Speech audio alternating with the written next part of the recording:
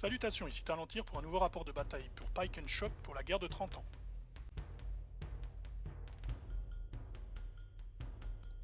Les listes d'armées sont à 600 points.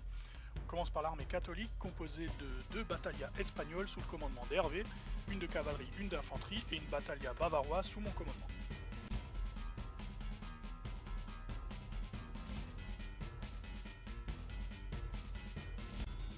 L'armée protestante sera sous le commandement de Nicolas. Elle se compose de 2 divisions, une battaglia danoise et une battaglia allemande.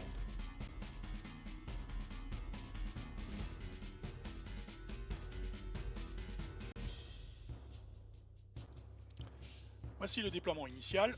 Les armées de la Ligue catholique et du Royaume d'Espagne affrontent les Danois et les Allemands sur la localité fictive de Gänsebrücken.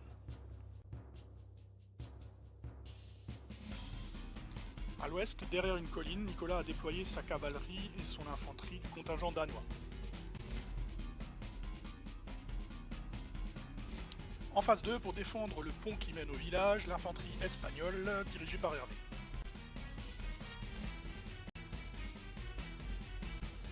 Au centre, côté protestant, la battaglia des alliés allemands, composée de 2 packs de piquiers, une artillerie lourde et des mousquetaires avec derrière une troupe d'assaut.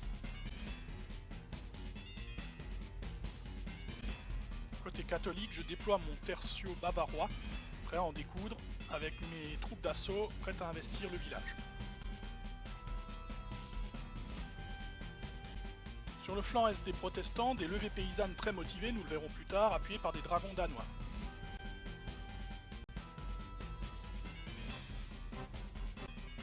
Et en face, sur notre propre flanc est, nous alignons notre cavalerie, cuirassiers et arquebusiers montés, ainsi que 2 pièces d'artillerie.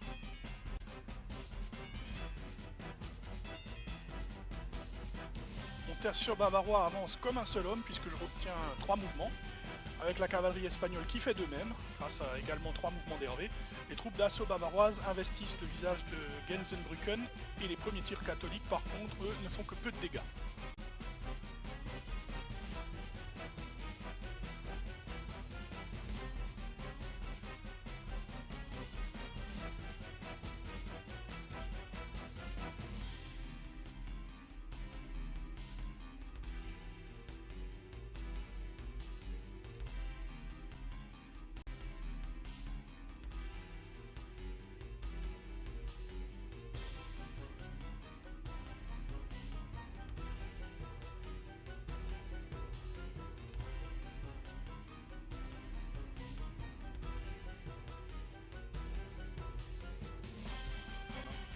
En face, Nicolas a beaucoup moins de réussite puisque son second régiment de piquiers allemand est le seul à réussir un ordre. Il décide de charger les mousquetaires bavarois droit devant. Et non seulement ces derniers se défendent bien, mais en plus, grâce au soutien important dont ils disposent, ils remportent le combat. Les protestants refusent cependant de céder et durant toute cette partie, nous pourrons le voir, ces gars-là n'ont pas un étendard à tête de lion pour rien.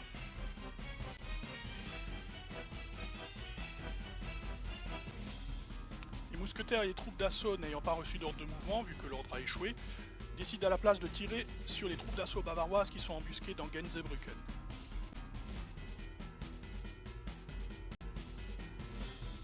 Le mortier d'Hervé fait mouche sur les cuirassiers danois qui subissent leur première perte. Comme nous sommes toujours en veine, nos soldats obéissent au doigt et à l'œil, et donc les soldats catholiques espagnols passent le pont pour bloquer l'accès du village.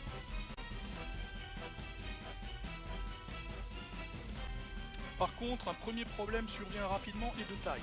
Alors qu'ils se pensaient à l'abri, mes troupes d'assaut subissent un feu nourri des tireurs protestants et surtout de l'artillerie lourde de ces derniers. Les pertes sont telles que mes bavarois déroutent et s'enfuient. Point de situation à l'est, nous noterons que les levées paysannes se sont embusquées dans la forêt.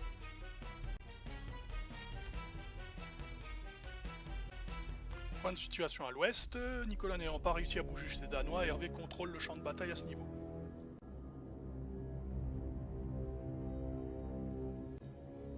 Notre chaîne de commandement étant toujours d'une redoutable efficacité, puisque Hervé et moi continuons d'obtenir à chaque fois 3 mouvements sur nos ordres, les cuirassiers espagnols fondent sur les dragons protestants pris au dépourvu et les déroutent sans pitié.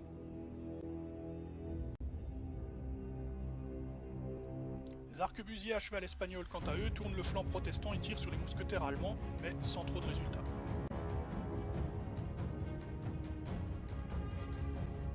je parviens enfin à déployer mon artillerie qui fait feu à son tour, mais qui peine à infliger la moindre perte. Tout juste, j'arrive à mettre une blessure au canon ennemi. Excellent en manœuvre, mais médiocre en tir. C'est visiblement la définition de nos troupes. En revanche, un de nos régiments de piquets bavarois parvient à prendre le flanc des piquets protestants au lion du Palatinat, mais ne parviennent pas à les faire dérouter.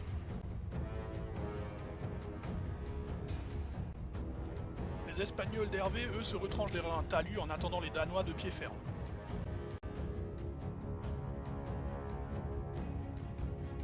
Les Bavarois, toujours bien soutenus et en supériorité, remportent quand même le combat contre les Palatins, qui sont ébranlés et désorganisés, mais comme je l'ai dit précédemment, je n'arrive pas à les dérouter et ils reculent sans paniquer.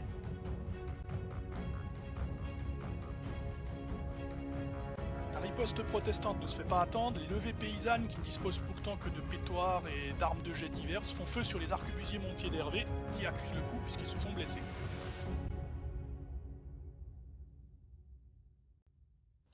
En revanche, les mousquetaires et les troupes d'assaut protestantes ne bougent pas, se privant ainsi de l'occasion d'entrer dans Gänsebrücken.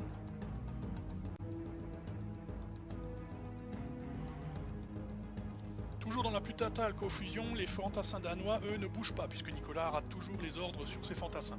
Il réussit cependant à déplacer ses cavaliers, et comme il ne va pas charger seul la battaglia espagnole, il décide de contourner par la colline. Les combats font toujours rage au centre. Notamment l'une des unités de mousquetaires bavarois est ébranlée par les tirs de l'artillerie des mousquets protestants.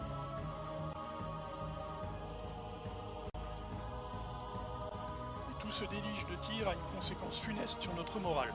Alors que les piquiers bavarois sont toujours aux prises avec les palatins et que la victoire semble proche pour eux, le général en chef, le nôtre, tente de rallier les mousquetaires mercenaires bavarois qui sont en train de soutenir les dix piquiers.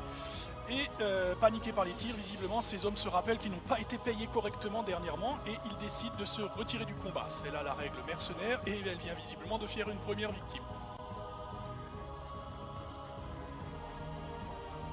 Tandis que mes mousquetaires mal payés reculent sous les vociférations du général qui les traite de lâches, mes autres piquiers bavarois, eux, ne parviennent pas à atteindre les mousquetaires ennemis et s'arrêtent juste devant eux. L'artillerie n'obtient pas plus de résultats non plus. Et pire encore, mes mousquetaires qui sont sur le flanc est passent en tirailleur avec succès, chargent la milice paysanne avec succès, mais échouent à battre des bouseux sous-équipés et sous-entraînés.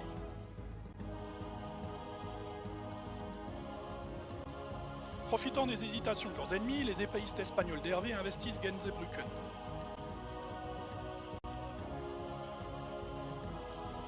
Les Espagnols à l'ouest constatent que les fantassins ennemis fondus sur place. Ils sont cependant inquiets d'être débordés par la cavalerie et se replacent donc face à la colline. Retour à l'est où la situation devient confuse, les arquebusiers montés d'Hervé passent en tirailleurs et chargent la seconde levée paysanne dans la forêt et échouent également. Les paysans enragés se battent comme des beaux diables et ne déroutent pas, engluant ainsi notre cavalerie.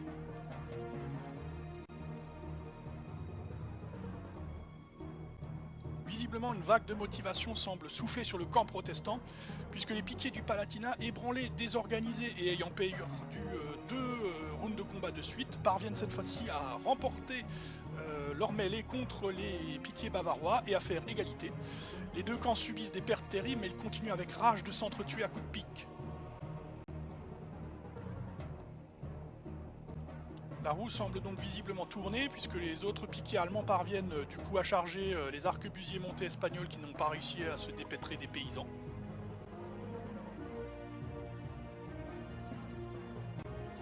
Pris entre deux feux, ces derniers se replient en désordre.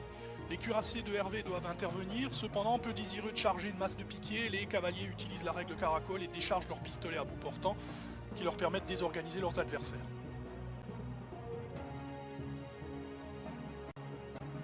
Une nouvelle salve d'artillerie protestante ébranle le 3e régiment de mousquetaires bavarois, brisant le moral de toute ma division, et donc ça fait une division à 0 pour Nicolas.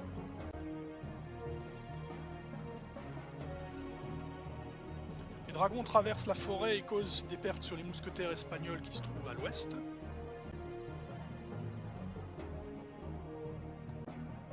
Pendant ce temps, dans le village, les épéistes espagnols, voyant que les troupes d'assaut se rapprochent avec leur dangereux pétard qui peut leur exploser la figure à tout moment, décident finalement de se tenter une sortie. Ils chargent donc les mousquetaires allemands qui se trouvent devant eux et les taillent en pièces, mais ces derniers ne déroutent pas et tiennent bon.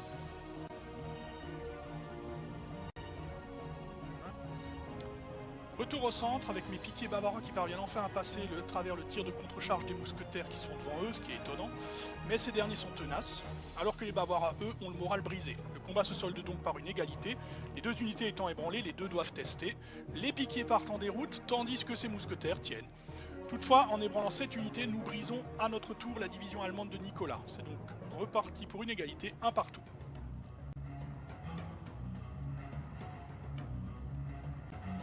Paysans et mousquetaires bavarois dans la forêt ne parviennent pas à se départager, les deux unités se réplient donc en désordre et vont quitter le champ de bataille. Pendant ce temps, à côté du village, les piquiers continuent de s'entretuer malgré leurs pertes et la déroute de leurs divisions respectives. Nicolas parvient enfin à faire bouger une unité de sa division d'infanterie danoise, et de façon spectaculaire, avec 3 mouvements pour changer. Les mousquetaires danois ouvrent le feu sur leurs homologues, ces derniers subissent heureusement peu de pertes et sont toujours encore en état de combattre.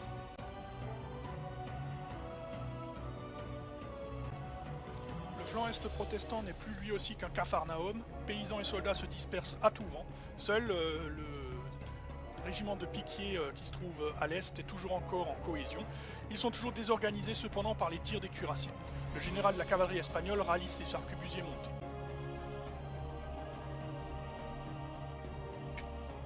Au bout d'un suspense et d'un combat insoutenable, les piquiers au lion du Palatinat viennent à bout des Bavarois qui, au vu du nombre de pertes qui se sont infligées, sont certainement morts jusqu'au dernier.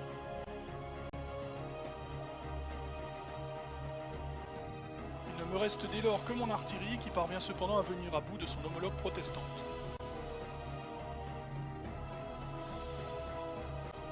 Nicolas n'ayant dès lors à l'est plus les moyens de battre la cavalerie d'Hervé, tout va se jouer à l'ouest entre les Danois et les fantassins espagnols.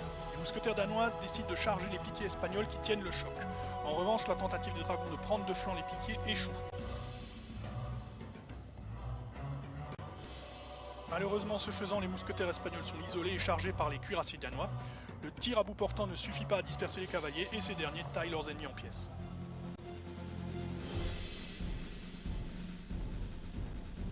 En conséquence, et malgré la victoire des épéistes espagnols sur les mousquetaires allemands, la bataillade d'infanterie espagnole est brisée à son tour, et ce faisant, toute l'armée catholique bat donc en retraite.